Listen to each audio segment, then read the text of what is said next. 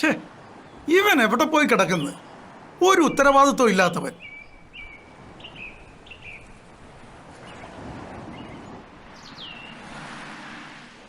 വരാമെന്ന് പറഞ്ഞ സമയം കഴിഞ്ഞല്ലോ, കാണുന്നുമില്ല. 4:30 വെയിൽ താഴുമ്പോൾ ആൾക്കാരൊക്കെ ഇങ്ങ് എത്തിത്തുടങ്ങും. ഹലോ പ്രമോദേ, എടാ വാക്ക് പറഞ്ഞാൽ വാക്കായിരിക്കണം. ഇന്നല്ലേ നീ പുതിയ ഒരാളെ പണിക്ക് വിടാമെന്ന് പറഞ്ഞത്? ആ വരുന്നേ വരട്ടെ, ഞാൻ വെക്കുക.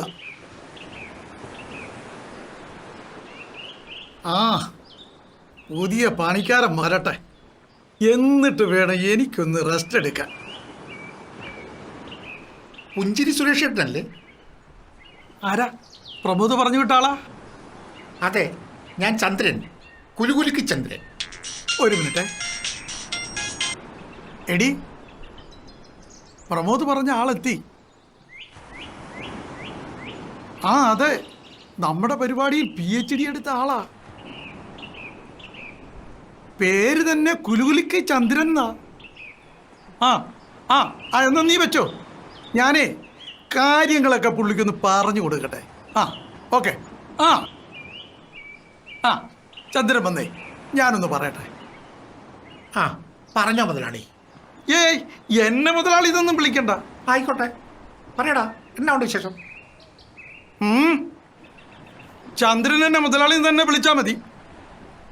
ശരി മുതലാളി. ഇതേ എൻ്റെ ഭാര്യ അയൽക്കൂട്ടത്തിൽ നിന്ന് ലോൺ എടുത്തിട്ട് തന്ന കടയാ. എനിക്ക് വലിയ താല്പര്യമൊന്നും ഉണ്ടായിട്ടല്ല, പക്ഷേ വെറുതെ ഇരിക്കാൻ അവള് സമ്മതിക്കത്തില്ല. എനിക്കും അതെ, വെറുതെ ഇരിക്കാനാ താല്പര്യം, പക്ഷെ ഭാര്യ സമ്മതിക്കുകയല്ലോ. അതൊക്കെ പോട്ടെ, ചന്ദ്രൻ ഒരു അടിപൊളി കുലുക്കി ഒന്ന് എടുത്തേ, ഞാനൊന്ന് ടേസ്റ്റ് ചെയ്ത് നോക്കട്ടെ. കുലിക്കയോ? ഞാനോ? ആ കുലുക്കി സർബത്തെ അതെടുക്ക്. ഒന്ന് പോയാ മുതലാളി, ചുമ്മാ തമാശ പറയാതെ.